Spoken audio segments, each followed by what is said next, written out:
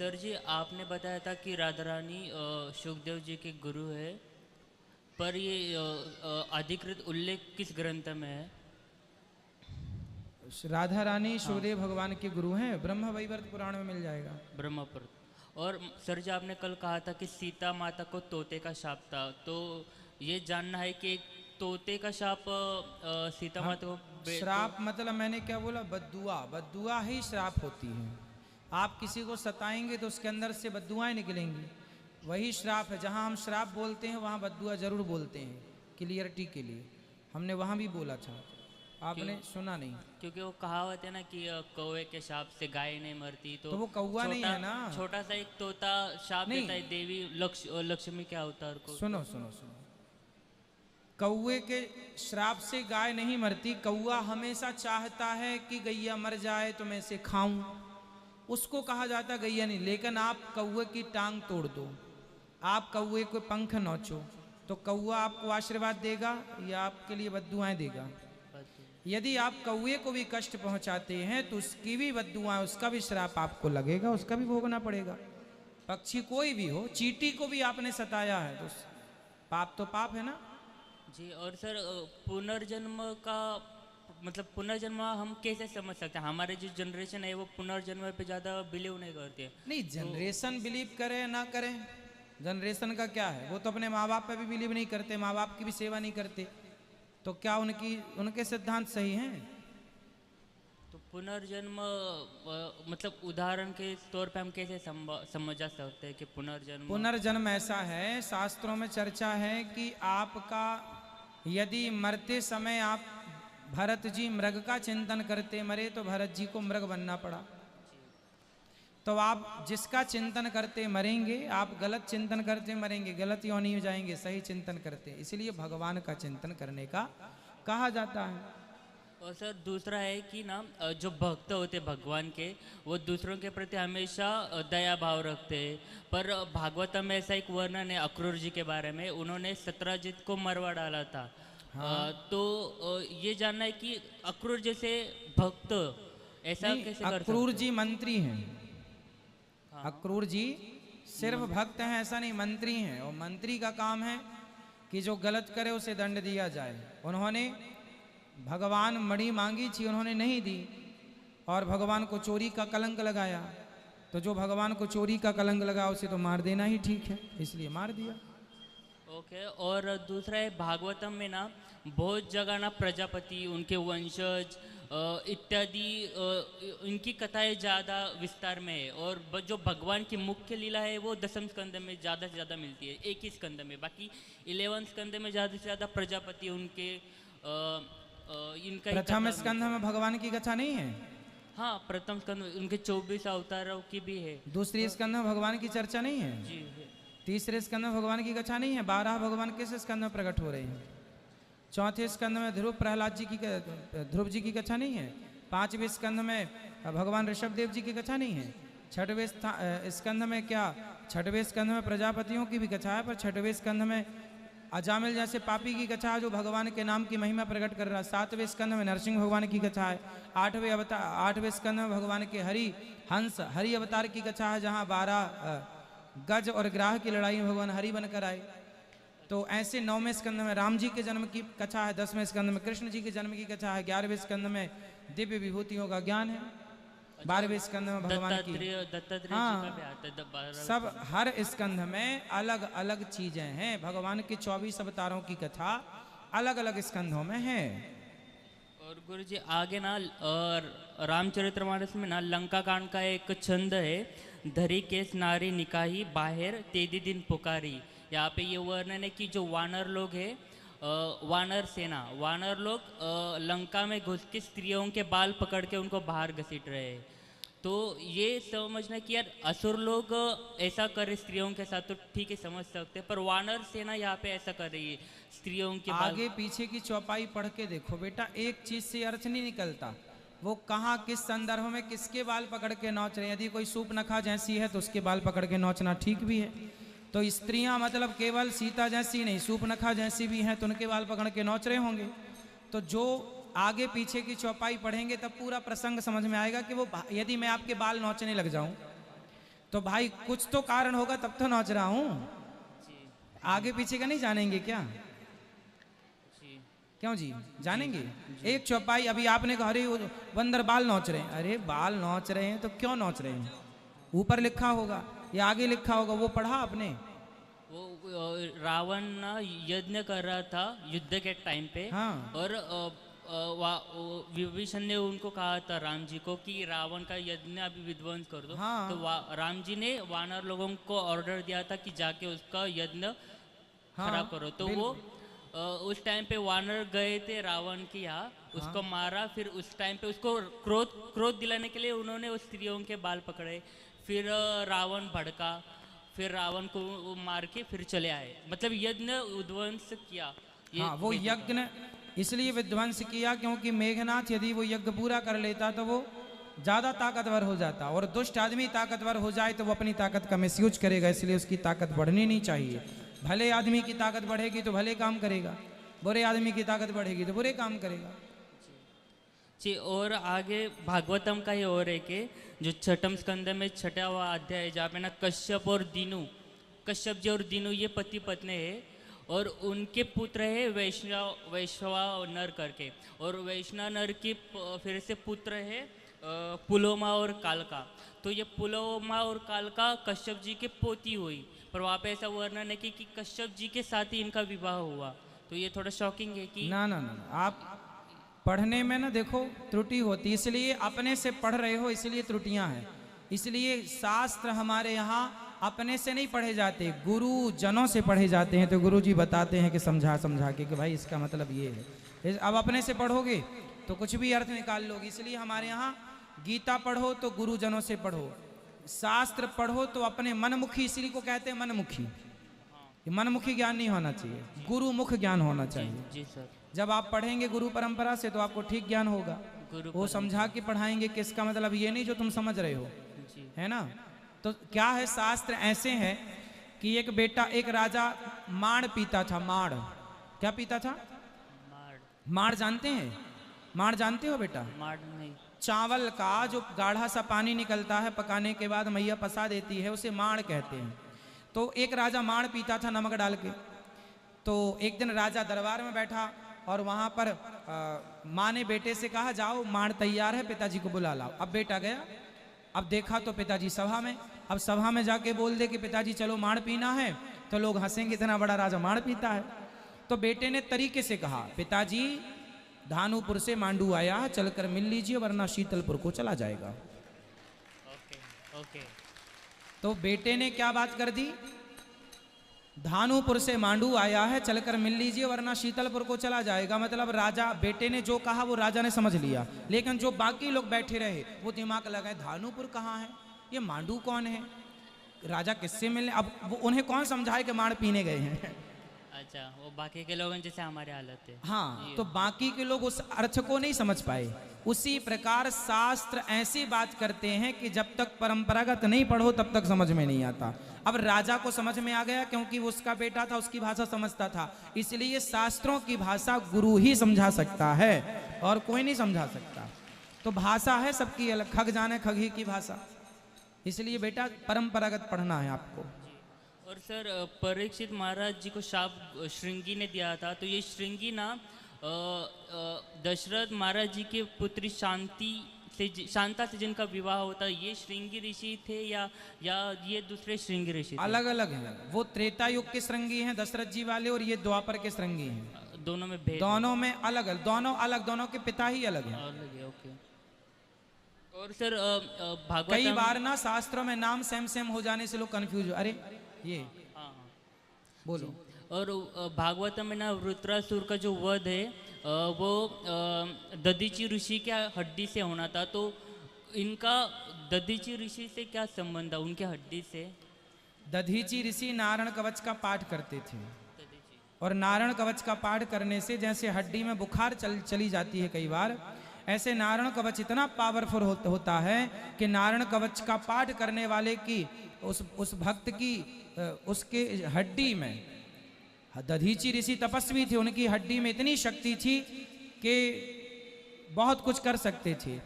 तो वो राक्षस उन्हीं की हड्डी से मरता है। इसलिए देवताओं ने कहा कि आप अपनी हड्डी दीजिए, क्योंकि आपने जितना नारायण कवच का पाठ किया है किसी ने नहीं किया, इसके लिए आपकी हड्डी में वो पावर है।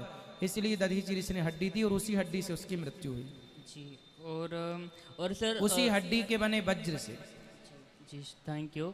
और जो सती होते थे पहले ज़माने में, तो वो सती होना मतलब एक फॉर्म से वो आत्महत्या करना के बराबर होता था कि जो सती होते थे अपनी अपनी इच्छा से, तो वो एक आत्महत्या ना ना, अपनी इच्छा से। देखो, पतिव्रता नारी जब पति के साथ सती होती थी तो वो आत्महत्या नहीं है, वो अपने पति के लिए होती थी। सतियों के बारे में तो लिखा है कि चिता में लेकर पति को बैठ जाए और संकल्प करे तो अपने आप चिता में अग्नि प्रकट हो जाती थी उसके सतित्व से।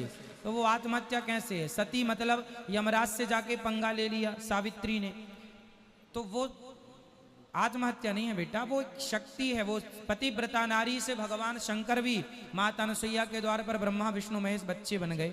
तो पतिव्रता नारी सबसे श्रेष्ठ है, भगवान से भी श्रेष्ठ है, इसलिए वो आत्महत्या नहीं है। पतिव्रता नारी यदि अपनी मर्जी से वो अपनी जलाना किसी को जबरदस्ती, वो तो गलत है।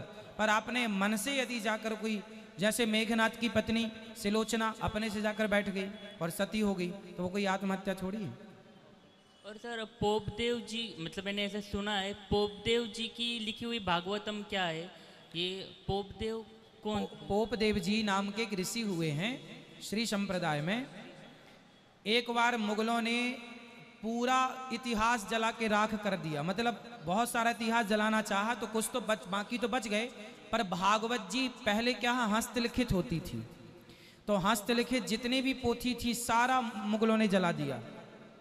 अब हाहाकार मच गया विद्वानों के बीच में कि अरे राम, अब तो ग्रंथ ही समाप्त हो, अब किसी के पास नहीं। तब पोपदेव जी ने हाथ खड़ा किया, चिंता की बात नहीं है, मैंने पूरी भागवत जी याद कर रखी है, कंठस्थ कर रखी है। तो फिर उन्होंने फिर प्रकट की, वही जैसे आपको गीता के श्लोक याद हैं और आप लिख दें तो प्रकट हो गई। तो पोपदेव जी ने प्रकट की भागवत जी को, जो उनको याद थी पूरी की पूरी, तो जस की तस लिख दी जी। और मतलब पहले के जमाने में देश पे अत्याचार इतना था कि पहले ना वेद पुराणों को विद्वान लोग कंठस्थ कर लेते थे, जला दो पुस्तक। कितना बड़ा उपकार है उन ऋषियों का जिन्होंने ये संस्कृति बचा के रखी, कंठस्थ कर लेते थे। तो पोपदेव जी वो हैं जिन्होंने भागवत जी कंठस्थ कर रखी, और जब किसी को नहीं पता थी तब उन्होंने बताई कि भाई लिखो। और वही बताया जो याद था।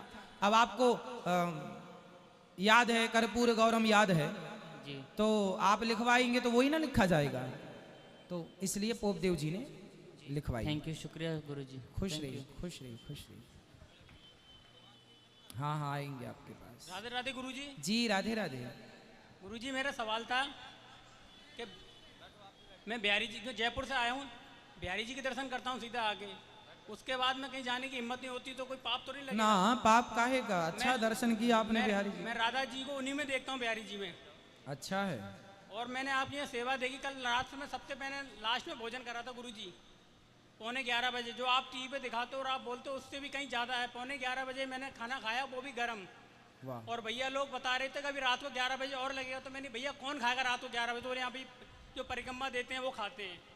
तो गुरुजी आपकी सेवाओं को और आपके जितने भी कर्मचारी उन सबके लिए मेरे धन्यवाद है, कोटि कोटि। खुश रहिए। आप गुरुजी कहीं नहीं है ऐसी सेवा दे गुरुजी, आप धन्य हो प्रभु। और आपके जितने हैं मैंने देखा भैया लोग इतने बनान पे, किसी को कुछ कहने की जरूरत ही नहीं पड़ी। मैं यही देख रहा था आके शांति से सब जने अपने काम से लग रहे थे, मतलब किसी को ये समझाने के लिए तू ये उठा या तू वो उठा। और एक यहाँ माहौल ऐसा रहता है जैसे रोज ब्याह शादी का उत्सव होता है ना, डेली का वही माहौल रहता है गुरुजी। कैसे मैनेज करते हो प्रभु आप? ठाकुर जी मैनेज करते हैं, हम तो दास हैं, भगवान ने काम दे रखा, चल रहा है। आपके चरणों में बारंबार नमन है, और आपके सब कर्मचारियों को धन्यवाद है। आप सबकी सब व्यवस्था को कैसे मेंटेन करते हैं वही जाने प्रभु। खुश रहिए। राधे राधे गुरुजी। राधे राधे।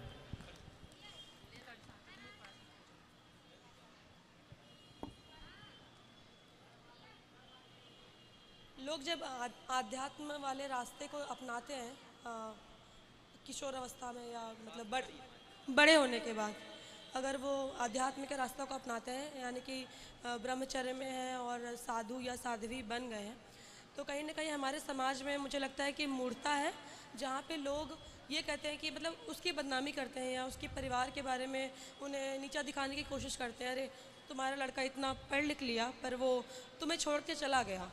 और माँ बाप भी बहुत दुखी रहते हैं, रोते रहते हैं कि मेरे बेटा तो चला गया या मेरी बेटी तो चली गई। पर मुझे लगता है कि इसमें तो लोगों को खुश होना चाहिए और प्रोत्साहित करना चाहिए, क्योंकि वो तो भगवत मार्ग में गया है। जो व्यक्ति जुड़ रहे हैं सभी लोग सब्सक्राइब, लाइक, कमेंट करना ना भूलें। राधे राधे, पूछना चाहिए कि आपने जय श्री कृष्ण। संत बेटा या बेटी तैयार किया जो ब्रह्मचर्य में है और जो भगवत मार्ग में गया है। पर मैं जो देखती हूँ कि बिल्कुल उल्टा होता है। तो मैं चाहती हूँ कि आप ऐसा कुछ मैसेज दें जिससे समाज में ये चीज़ क्लियर हो। सही है, पहले लोग ज़्यादा बच्चे पैदा करते थे तो एक दो बेटा संत हो जाते थे। अब एक ही पैदा करते हैं तो वो सोचते हैं ये संत हो जाएगा तो फिर काम कैसे चलेगा। इसलिए आज आपको एक चीज़ और बताऊं जो बड़ी सच्चाई है और जानने योग्य है। आज हमारे देश में संतों की खूब कमी हो रही है। बड़े बड़े मठ मंदिर खाली हो रहे हैं, योग्य संत नहीं मिल रहे। क्यों? क्योंकि आजकल कोई संत बन ही नहीं रहा है, सब सुरा सुंदरी के पीछे भाग रहे हैं। और संत परंपरा होनी जरूरी है। संत हैं तो आज समाज को सही मार्ग है। यदि संत नहीं होते तो समाज कब का भटक जाता, गलत रास्ते पर चला जा। आज इतनी संस्कृति धर्म कर्म जीवित है तो केवल संतों के बल पर। इसलिए हम तो कहते हैं कि आप एक बेटा संत बनाओ, अपना देश को समर्पित करो, खूब योग्य बनाओ बेटा। संत संत केवल भगवान, वो आपका 21 पीढ़ी वही तार देगा आपकी। इसलिए संत होना जरूरी है, संतों के बिना गति नहीं है। आज मैं बिल्कुल सही बोल रहा हूं कि बड़े बड़े मठ मंदिर खाली हैं, कोई वारिस नहीं है। वारिस मतलब कोई आगे उस मठ मंदिर को संभालने वाला नहीं है, योग्य नहीं है, हैं पर अयोग्य हैं। और अयोग्य के हाथ में सत्ता आएगी तो वो मिसयूज करेगा, गलत कार्य करेगा। योग्य चाहिए। एक संत जी मेरे पीछे वर्षों से पड़े हैं, महाराज जी अब मैं बूढ़ा हो गया हूँ, मर जाऊंगा और ये इतना बड़ा मंदिर है, इतना बड़ा मठ है, कौन संभालेगा इसको, कौन इसकी मंदिर है पूजा कौन करेगा, कौन यहाँ संतों की सेवा करेगा। 4 संत रोज यहाँ आते हैं, कौन इनको पेट भरने की व्यवस्था करेगा।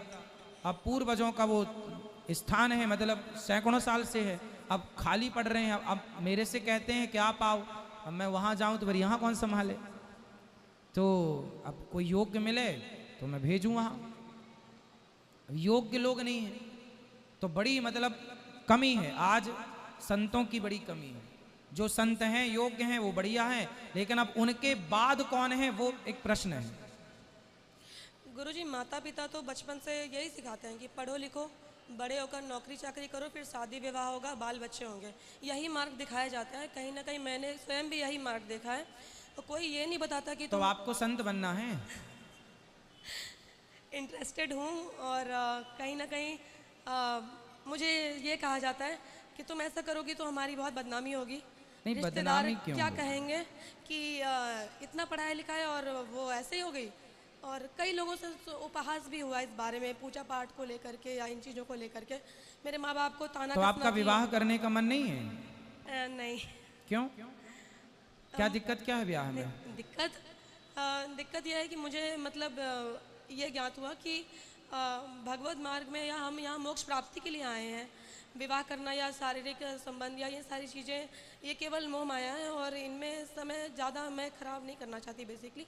और अगर शादी विवाह हो जाए तो मुझे एक दूसरे व्यक्ति के अनुसार चलना पड़ेगा प्रतिदिन, जो शायद मैं नहीं जानती कि वो मैच होगा या नहीं है, तो विवाह के बाद ही। और एक बार विवाह हो जाए तो जो मुझे समझ में आया है कि आप उसे छोड़ नहीं सकते, और अगर वो परस्पर इस सदमार्ग में ना चले तो मेरे लिए काफ़ी कठिनाई हो सकती है। तो ये एक डर है। और ऐसा भी तो हो सकता है कि आपका जहाँ विवाह हो वो बहुत योग्य लड़का हो और आप दोनों संतों की तरह जीवन जिए। गृहस्थ में रहकर गृहस्थ संत और श्रेष्ठ होता है।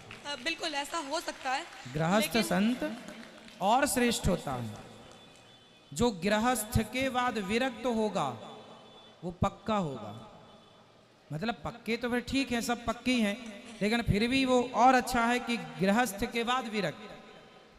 हमारे जितने आचार्य हैं लगभग, चाहे वो स्वामी रामानुजाचार्य जी हों चाहे श्री चैतन्य महाप्रभु हों, ये सब गृहस्थ के बाद विरक्त हुए हैं। श्री चैतन्य महाप्रभु गृहस्थ के बाद विरक्त हुए। और तो विरक्ति गृहस्थ में रहकर भी हो सकती है, पति पत्नी साथ में रहें। अब वशिष्ठ जी और अरुंधति माँ पति पत्नी, और देखो संत हैं। वशिष्ठ जी तो राम के गुरु हैं, वो गृहस्थ हैं।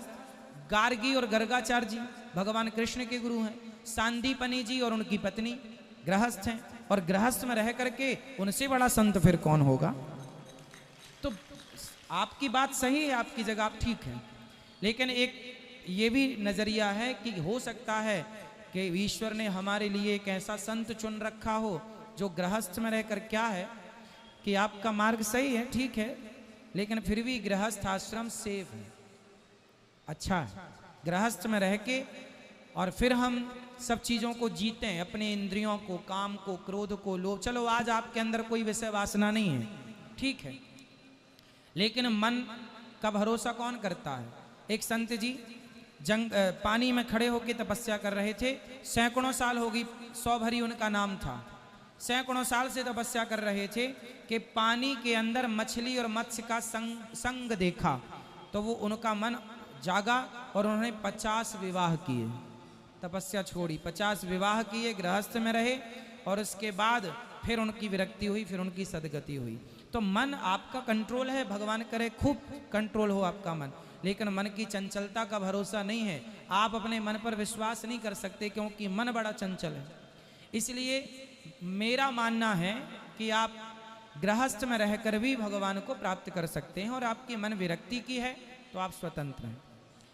और गुरुजी, क्योंकि लाखों करोड़ों लोग आपको फॉलो करते हैं, तो आप अगर ये मैसेज देंगे तो मुझे विश्वास है कि सब इसको मानेंगे कि अपने बच्चों को अगर हम घर पे बचपन से अध्यात्म की ओर, भगवत प्राप्ति की ओर, मोक्ष प्राप्ति की ओर अगर हम उन्हें ज्ञान दें, अपने धर्म के बारे में ज्ञान दें, जो कि ज़्यादातर लोग नहीं देते समय के कारण, या स्कूल की पढ़ाई है ऐसे वैसे, तो अगर आप कहेंगे तो संत आखिर बनेंगे कैसे जब हम बचपन से उन्हें कुछ ज्ञान देंगे तब। हम तो कहते हैं कि आप गृहस्थ में जाओ और जितने पुत्र हों आपको सबको संत बना डालो, इससे बड़ी सेवा नहीं हो सकती कुछ। आपके ऐसे विचार, पवित्र विचार हैं, तो आप गृहस्थ में जरूर प्रवेश करो और खूब संतान उत्पत्ति करो और खूब संत बनाओ। एक से बढ़कर एक संत होने चाहिए। 2-4 हम तो कहते हैं एक बेटा एक्स्ट्रा पैदा करो केवल संत के लिए, ये संत बनेगा। तो संतों की जो कमी है वो थोड़ी पूरी होगी, और संतों का होना बहुत जरूरी है। गुरुजी, हम लोग जब बाहर जाते हैं पूजा स्थल पे, रेलवे स्टेशन, कहीं भी, तो जैसे हम लोग जानते हैं कि हर बच्चे में भगवान का रूप होता है, कह लो श्री कृष्ण का रूप होता है छोटे बच्चों में, पर कुछ बच्चे गलत राह पे चल रहे हैं माता पिता के वजह से, या कुछ ऐसे मतलब जो हमें परेशान करते हैं कि आप हमें 10 रुपये दे दो, 5 रुपये दे दो, या तंग करते हैं, कपड़े खींचते हैं, कई पैर पकड़ लेते हैं। छोटे बच्चे, मुझे पता है कि वो अज्ञानता में ऐसा करते हैं, क्योंकि उन्हें कुछ लोग भटका देते हैं कि जाओ यहाँ ऐसे पैसे मांगो, लोगों को पैर पकड़ो तो लोग देंगे तुम्हें 100, 200, 500, 1000 तुम कमा लोगे, कह दो कि मैं अनाथ हूँ। तो ऐसे सिचुएशन में मैं कई बार उन्हें मना कर देती हूँ कि नहीं, मैं नहीं दूंगी, मेरे पास होते हैं पर मैं नहीं देती, क्योंकि मैं जानती हूँ कि गलत मार्ग में चल रहे हैं। तो क्या इसका पाप पुण्य, क्या इसका पाप? छोटे छोटे बच्चों को तो आप उनसे कहो बेटा आप भीख मत मांगो, हम आपको पढ़ाते हैं, चलो आप कहाँ पढ़ना चाहेंगे वहाँ पढ़ाएंगे। पढ़ाने के लिए आप उनको, आप मतलब हर शहर में, हर चौराहे में ये बच्चों का भीख मांगने का पूरे देश की ये समस्या है। तो मैं इस पर कई बार बोल चुका हूँ कि जो उस शहर के लोग हैं, बुद्धिजीवी हैं, पढ़े लिखे हैं, आप सब एक कमेटी बनाओ और जितने भीख मांगने वाले बच्चे हैं उन सब बच्चों को कहो कि बेटा तुम्हारी जो ज़रूरतें हैं, तुम्हें कपड़ा चाहिए हम देंगे, शिक्षा चाहिए हम देंगे, चलो पढ़ो, हम तुम्हारी फीस भरेंगे, आप लोग मिलजुल के उनको पढ़ाओ लिखाओ। और यदि वो पढ़ने लिखने लग जाएं तो वो देश का भविष्य बन जाएगा, और यदि नहीं पढ़ें, वो भीख ही मांगें, तो फिर FIR दर्ज करा के उनसे कहो कि भाई ये तो धंधा बनाए, हम तो हेल्प करने को तैयार हैं। इसका पता चल जाएगा कि वो धंधा है या ज़रूरत है। एक होता है धंधा, एक होती है ज़रूरत। मैं ज़रूरत है तो आपसे मांग सकता हूँ 2 रुपया या 1 गिलास पानी, और कुछ लोगों का धंधा ही है कि भाई मांगना ही है। तो धंधा करना गलत है, ज़रूरत के लिए मांग लेना सही है। और यदि आप हेल्प कर पाए उन लोगों की, अब जैसे गौरी गोपाल गुरुकुल में 100 बच्चे पढ़ रहे हैं, सब गरीब परिवार के बच्चे हैं। हमसे जितना बन पड़ा, हम 100 बच्चों की हेल्प कर पाए, आप 2 बच्चों की करो, आप 4 बच्चों की करो, आप 10, जितना ईश्वर ने आपको लायक बना, अपने आप पूरे देश की हेल्प हो जाएगी। ये समस्या देश की खत्म। समस्याओं पर चर्चा नहीं करनी, समाधान पर चर्चा करना है कि इसका समाधान क्या है। तो गुरुजी, मैंने कुछ बच्चों को कहा कि चलो मैं तुम्हें पढ़ाऊंगी, हाँ। पर वो मना कर देते हैं, कहते हैं नहीं, भाग जाते इसका हैं। मतलब वो धंधा है, फिर उनको देना गलत है। तो मुझे ये जानना है कि क्योंकि बच्चों में भगवान होते हैं और मैं उन्हें मना कर दूं तो क्या इसका ना पाप ना, मुझे नहीं, पाप पुण्य उठाना नहीं पड़ेगा? है, आप अपनी जगह सही है। यदि हम देंगे तो वो भिखारियों को बढ़ावा इस बात का, उन बच्चों को, कई बच्चे तो किडनैप कर लेते हैं लोग, बच्चों से धंधा कराते हैं, इस बहाने क्राइम बढ़ेगा। आप लोग देना बंद कर देंगे, अपने आप लोग समझ जाएंगे कि अब कोई देता नहीं है, तो मतलब बच्चों को पढ़ाना ठीक है, यहाँ पर धंधे पर लगाना ठीक नहीं। कुछ लोग मिसयूज करते हैं बच्चों को चुरा चुरा के और बच्चों को भिख मंगाने के लिए। आप सब जानते हैं कि क्या क्या क्राइम हो रहा है। इसलिए चौराहे पर जो बच्चे हैं उनको आप कहो कि चलो हम तुम्हें खाना दे रहे हैं, कपड़े दे रहे हैं, पढ़ने के लिए, शिक्षा के लिए तुम्हारा सहयोग कर रहे हैं, भीख मत मांगो। यदि आपकी उनकी ये बात मंजूर है आपकी तो बहुत अच्छा है, वरना वो फ्रॉड है। राधे राधे गुरुजी, राधे बहुत राधे। बहुत धन्यवाद। आपसे बात करके जैसे मेरा एक सपना पूरा हो गया। बहुत बहुत धन्यवाद।